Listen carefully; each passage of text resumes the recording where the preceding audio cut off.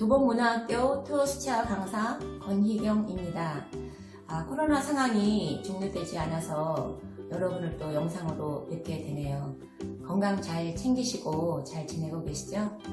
빠른 시일 내에 다시 강의실에서 뵙기를 기대합니다.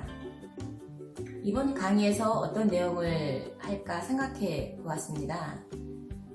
토요수채화 강좌에 처음 입문하시고자 하시는 분, 또 수채화를 하시다가 어떤 이유로 쉬고 계시는 분, 또 저와 함께 오랫동안 수채화 공부를 해오신 분들이 한 번쯤 되새겨 볼 만한 내용을 강의하고자 합니다.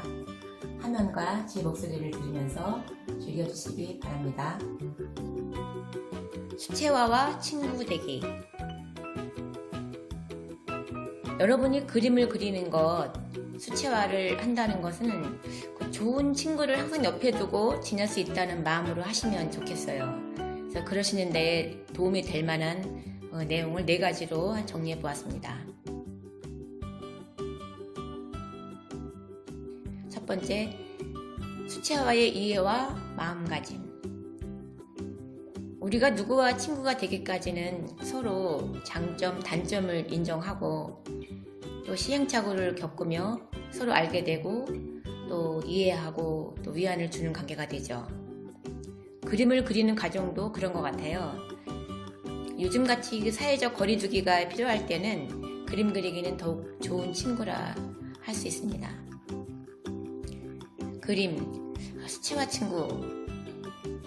이 친구는 내가 마음이 변하지 않는 한 늘 나와 같이 있죠. 그림을 그린다는 것은 자기 정서나 이야기를 표현하는 방법 중에 하나죠.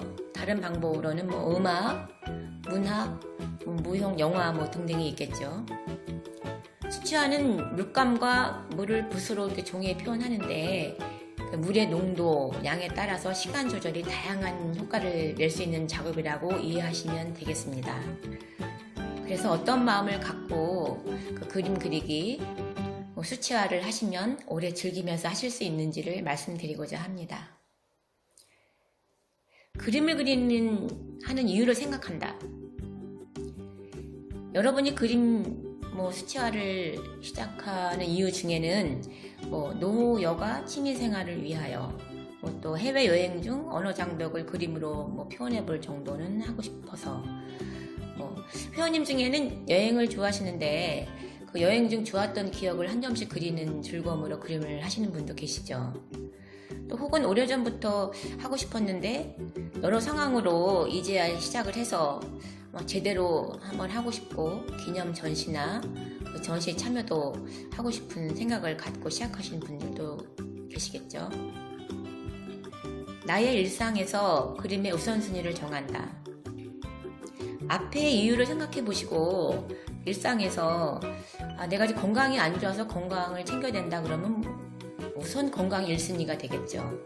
또 우리 반이 토요반이다 보니까 직장에 또 다니시는 분이 많이 계시죠. 직장도 중요하시고 또 가족 등을 또 배려해야 되는 또 이런 일들도 많으시죠. 그래서 어떤 것이 중요한가를 우선순위를 두시고 그림을 하시면 조급하지 않고 또 그에 따라 만족도가 높아질 수 있습니다. 재능이나 소질을 비교하지 않는다. 그림을 하시는데 재능, 소질이 있으면 좋겠죠. 하지만 관심과 노력으로 잘 하실 수 있고 더 좋은 것은 즐기시는 거라 생각됩니다. 지금 시작한 것이 중요하고 또 지금은 잘 하지 못해도 잘 하도록 하시는 거죠. 그리고 잘 그린다는 것도 중요하지만 그 과정에 또 의미가 있고 좋은 그림을 그리도록 하는 겁니다. 서두르지 않는다. 그림은 마음먹은 대로 되기까지는 많은 시간과 경험이 필요합니다. 그 강의실에서 자주 듣는 질문이 얼마 동안 하면 이 정도 할 수 있나요? 인데요. 참 답하기 어려운 질문 중에 하나죠. 그래서 앞에서 얘기한 우선순위가 답이 될까요? 그래서 현재 그 상황이 그림에 많은 시간을 이렇게 할애할 수 없으신다면 보통 1년 과정이라 하면 5년에 천천히 하시면 되고 또 상황이 또 그림을 많이 하실 수 있는 시간이 많으시다 그러면 5년 과정을 보통 5년 과정을 한 1년에 하실 수 있는 거죠. 중요한 건 제대로 얼마나 오래 그림과 같이 하면서 지낼 수 있는가입니다. 그림 그리기는 손기술이 아니라 마음 공부다. 자기 발견이겠죠. 앞에서 말씀드렸듯이 그림을 그린다는 것은 자기 정서, 감정, 이야기를 표현하는 것이고, 또 그리다 보면 몰랐던 자신의 재능과 장점을 발견하고 또 거기에 성취감도 느낄 수 있죠. 그리고 또 그 그림으로 행복을 느끼게도 됩니다.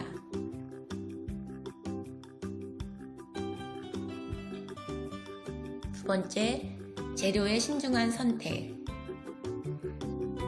수채화 재료로는 수채화 물감, 붓, 종이, 팔레트, 물 등이 있겠죠.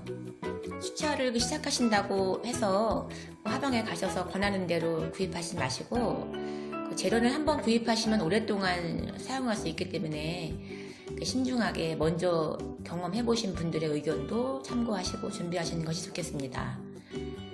재료에 대해서는 시간상 간단히 말씀드리겠습니다.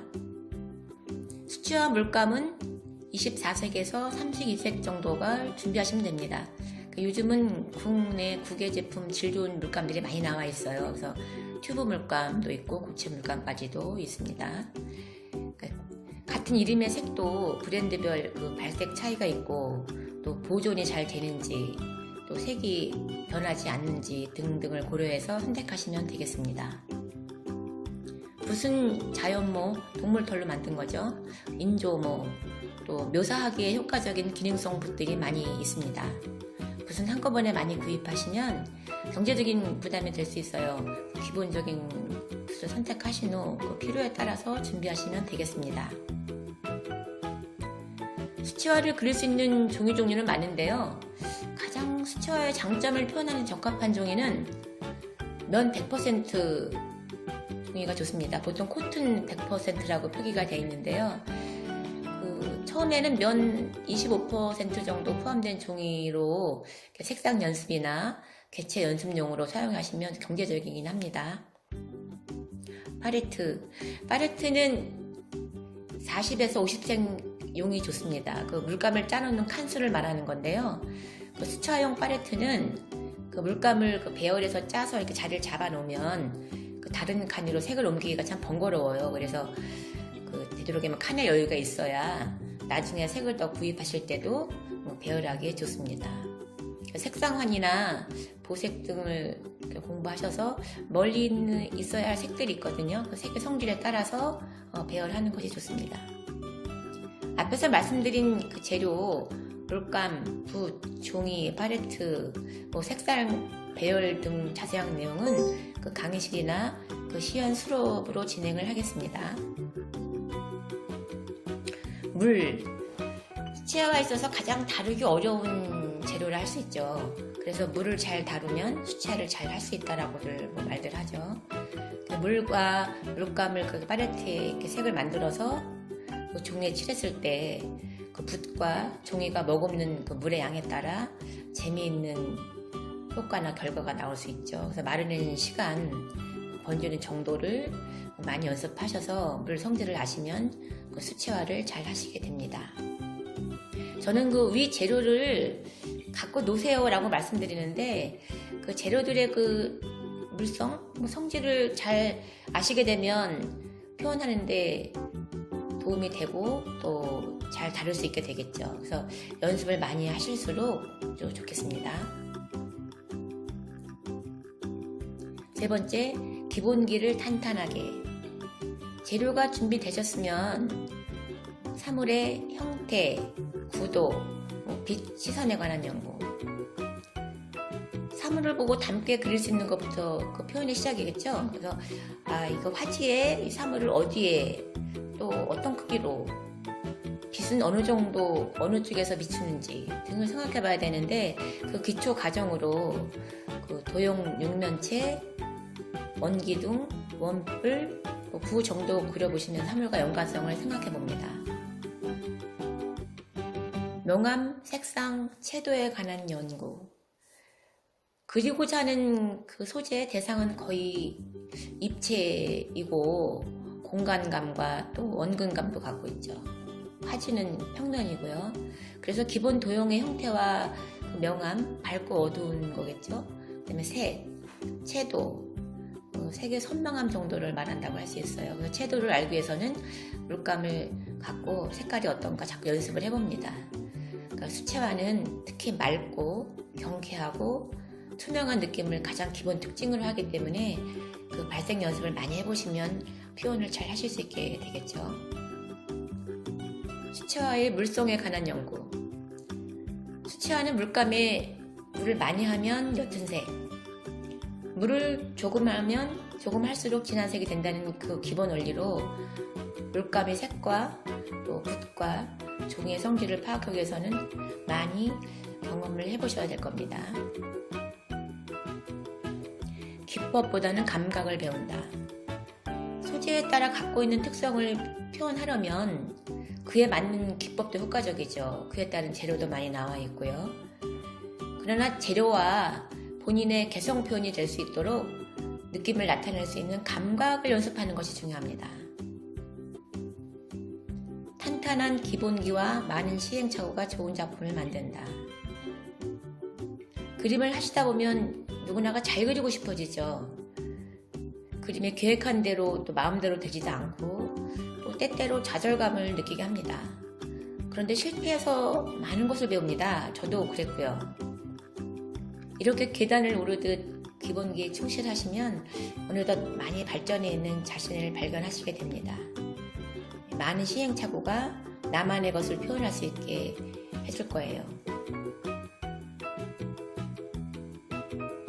네 번째, 소재 선택 및 재해석. 소재 선택. 그 회원님들이 수채화에 처음 이제 입문하실 때는 그 재료를 뭘 사야 되나, 뭘 준비해야 되나 궁금해 하시고 그 작품을 하시면서 늘 고민하시는 부분이 소재 선택이신 것 같아요. 처음에는 남의 그림을 모사해보기도 하고 사진을 차용하는데요. 공부하는 방법으로는 좋은데 자신의 그림을 그릴 때에는 나만의 소재를 찾아야 되겠죠. 그 소재는 그 우리의 삶 속에 있습니다. 일상을 바라보는 관점의 변화, 각자의 정서와 경험이 반영된다. 소재는 내가 표현하고 싶은 것, 그리고 싶은 것에서부터 또 관심을 갖게 되고 또 그러다 보면 늘 보았던 것에서 새로운 것을 발견하게 됩니다. 제가 늘 말하죠. 그 그림을 그리게 되면 그동안 못 보았던 세상을 보시게 된다고. 늘 봤던 밤하늘의 별, 또 무심코 걸었던 바닷가의 조약돌, 또 버스 정류장에서 틈새에 핀 민들레를 들여다보고 또 그림자 길이를 생각해보고 뭐 하는 것들이죠. 그래서 모든 자연에서 발상이 시작된다고 생각하시면 됩니다. 자신의 정서와 경험, 관찰이 많은 것을 보고 발견하게 하겠죠. 표현하고자 하는 소재, 주제, 위치, 모양 등을 재해석한다. 어떤 소재를 선택했을 때 내가 이야기하고 싶은 것이 무엇인가, 주제가 되겠죠. 또 그 위치는 어디쯤에 두는가, 또 어떤 모양으로 표현을 할까 등등의 자기만의 방식으로 생각해 봅니다. 예를 들면 꽃을 그리세요. 그러면 이 꽃의 이름은 또 뭘까? 꽃말은 어떤 걸 갖고 있나? 또 꽃잎은 몇 개였지? 어느 계절에 어디에 피어 있고 배경을 구상하시는 거겠죠. 또 누구와 보았고 어떤 얘기를 나눴었고 어떤 향기를 갖고 있는지 등등의 그런 나만의 시선으로 바라보고 느끼는 것을 표현하는 것을 재해석이라 할 수 있습니다. 그렇게 만들어진 작품이 이야기가 있고 또 내 그림이 되고 또 때때로 내게 말을 걸어오기도 하고 또 위안을 주는 친구가 됩니다. 저는 여러분이 토요수채화 강의실에서 그림을 하신다는 것이 여러분이 살아가는 일상에서 잠시 휴식하며 자신을 재충전하는 시간, 장소가 되시길 바랍니다. 유어 케렌시아 토요수채화라고 큰 제목을 정한 이유가 되기도 합니다. 아마도 보통 사람들이 그냥 지나치는 것에서 발견하고 또 그것에 깜짝 놀라고 또 그것을 가슴으로 기억해서 나만의 방식으로 표현하는 것이 예술가들이죠. 그들만의 방법으로 그 혼탁한 사회나 마음을 정화시키는 역할을 하는 거라 생각됩니다. 오늘은 여기까지 하겠습니다.